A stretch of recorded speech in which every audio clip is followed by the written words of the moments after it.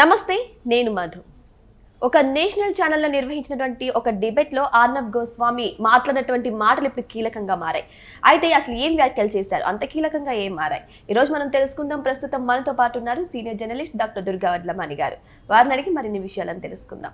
నమస్కారం. నమస్తే అండి మేడం. ఒక డిబేట్, అదే నేషనల్ ఛానల్ నిర్వహించినటువంటి డిబేట్లో ఆర్నబ్ గోస్వామి గారు ఏం మాట్లాడారు, అంత రచ్చయ్య మాటలు ఏంటి మేడం? మనందరం మాట్లాడుతున్నదే ఇంతకాలానికి నేషనల్ మీడియా గుర్తించింది. మన ఎన్ని రోజులుగా మనందరం నోళ్ళు చించుకుంటున్నామండి. కల్తీ లడ్డు అని చెప్తుంటే కల్తీ రసాయనాల లడ్డు అనాలి, నెయ్యి లేని కల్తీ లడ్డు. అసలు నెయ్యి అనేదే వాడకుండా హిందువుల మనోభావాలు దెబ్బతీసి తయారు చేసిన లడ్డు గురించి ఇవాళ నేషనల్ మీడియా గుర్తించింది అంటే, బీజేపీ నేషనల్ మీడియాలో మాట్లాడుతోంది అంటే, ఇంతకాలానికి కూటమిలో ఉన్నందుకు బీజేపీ మంచి నిర్ణయం తీసుకుంది. అంటే బీజేపీ వాటి రిపోర్ట్స్ వచ్చే వరకు ఆగింది బీజేపీ అనేది మనకు అర్థమవుతుంది. అంతే కదా, వాళ్ళు మాట్లాడలేక కాదు, కూటమిలో ఉన్నందుకు వాళ్ళ బాధ్యత అది. ఇప్పుడు చంద్రబాబు నాయుడు గారు కూడా వాళ్ళు చెప్పిందే చెప్తే చంద్రబాబు నాయుడు గారిని బ్లేమ్ చేయడానికి చూసి హిందువుల మనోభావాలు దెబ్బతీయడం కోసమే వాళ్ళు ప్రయత్నిస్తున్నారు. ఇంకా నిన్న కూడా జగన్మోహన్ రెడ్డి అదే చేశారు.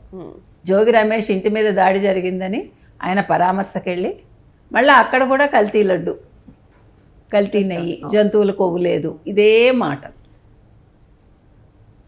నాకు ఒకటి అర్థం కాని విషయం ఏంటంటే, ఒక పాయింటే, జగన్మోహన్ రెడ్డికి విసుగు రాదా? ఇప్పుడు మీరు ఒక స్క్రిప్ట్ 10 చోట్ల చెప్పారనుకోండి, మీ నోటుకు వచ్చేయాలిగా. అవును, ఎందుకు రాదు? అంటే మెమరీ లాస్ ఏదైనా ఉంటుందేమో.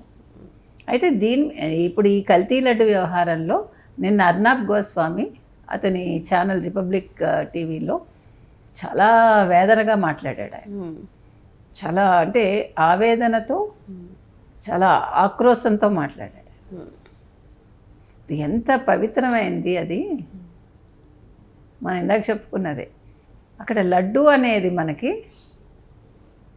అది మనకు ఒక ఏమనాలి, పవిత్రమైంది, మన ఇమోషన్ అది. మనం ఫస్ట్ ఎవరైనా తిరుపతి వెళ్ళొచ్చామనగానే ఏమంటాం మనం?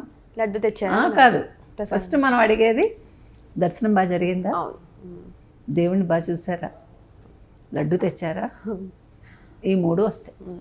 అంటే మనం అడగడంలో మనం ఇమేజ్ చేసుకుంటాం వెంకటేశ్వర స్వామిని. ఫస్ట్ మనం ఆయన్ని అట్లా కళ్ళ ముందు తెచ్చుకుంటాం, అవునా? అది ఎవరైనా చేస్తారండి.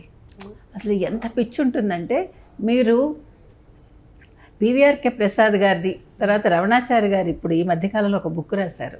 వాళ్ళిద్దరూ తిరుమలలో ఈవోల్గా పనిచేశారు, వాళ్ళ అనుభవాలు రాశారు.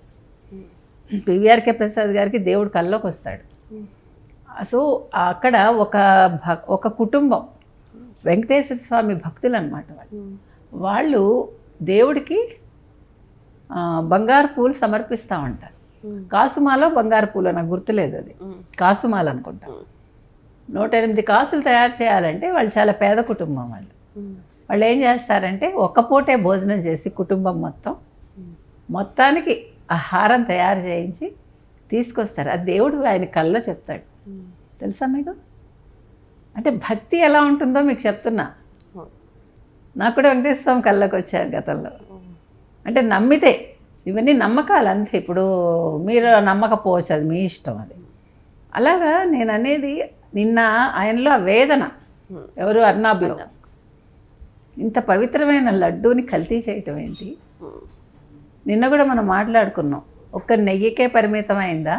శనగపిండి కూడా కల్తీ చేశారా? అసలు శనగపిండే వాడారా? మీకు జొన్నపిండి కూడా వాడతారు. మీరు జొన్నపిండి కూడా మీకు శనగపిండిలాగే ఉంటుంది, కలరు ఎల్లోయిష్గా ఉంటుంది, కానీ టేస్ట్ వేరేగా ఉంటుంది.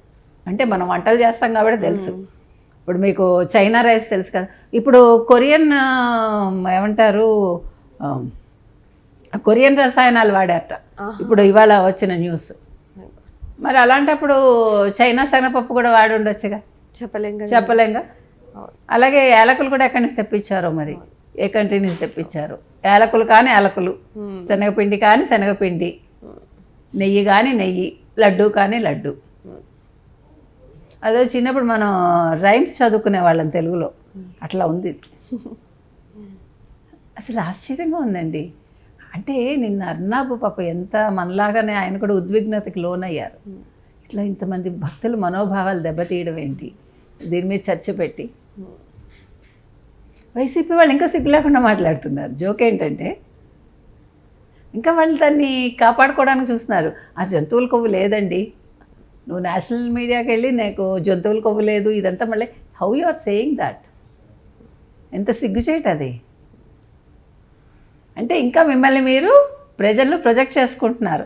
ఓకే వైసీపీ కల్తీ చేసింది, వైసీపీ హయాంలో 2019-24 మధ్యలో కల్తీ జరిగింది, వీళ్ళు 235 కోట్ల పైగా తినేశారు అనేది వాళ్ళకి వాళ్ళే ఎండోర్స్ చేసుకుంటున్నారు. అయితే సిగ్గుతో చచ్చిపోవాలి అసలు. అసలు అక్కడ రావడానికే సిగ్గుపడాలి కదండి డిబేట్కి. అవును, సారీ అండి నేను రాలేను అనాలి కదా, వచ్చి పైగా దబ్బాయింప. అదే అంటున్నాడు అతను కూడా. వీళ్ళందరూ క్రిస్టియన్స్, వాళ్ళకి ఏముంటుందండి దాని మీద భక్తి.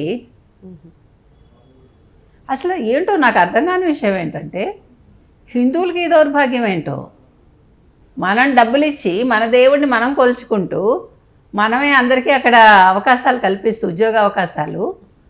ఇప్పుడు భక్తులు ఇచ్చే డబ్బు మీదే కదా టీటీడీ నడుస్తుంది. ఇంతమందికి జీతాలు ఇస్తున్నాం, పైగా మన సొమ్ము తింటారు క్రిస్టియన్స్ సిగ్గు లేకుండా.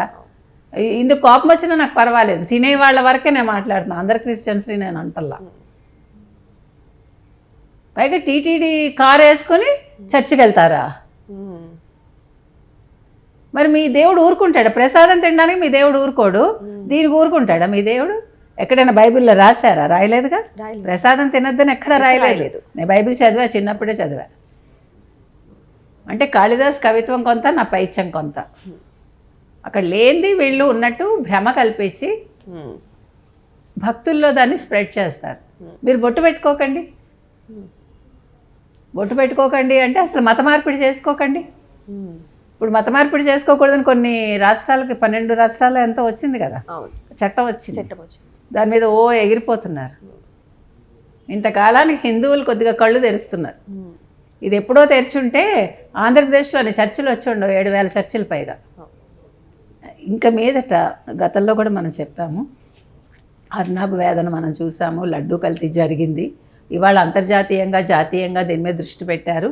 బీజేపీ కూడా ఇంతకాలానికంటే సిబిఐ రిపోర్టు, సిట్ రిపోర్ట్ పూర్తిగా వచ్చాక దీని మీద వాళ్ళు కూడా దృష్టి పెట్టారు. కాబట్టి ఇప్పుడు నిజంగా బీజేపీ చిత్తశుద్ధి ఉంటే, వాళ్ళు హిందుత్వ గురించి పోరాడతారు, వాళ్ళు ఆర్ఎస్ఎస్ బ్యాక్గ్రౌండ్ ఉండుంటే జగన్ని అరెస్ట్ చేయాలి, సుబ్బారెడ్డిని అరెస్ట్ చేయాలి, కరుణాకర్ రెడ్డిని అరెస్ట్ చేస్తే.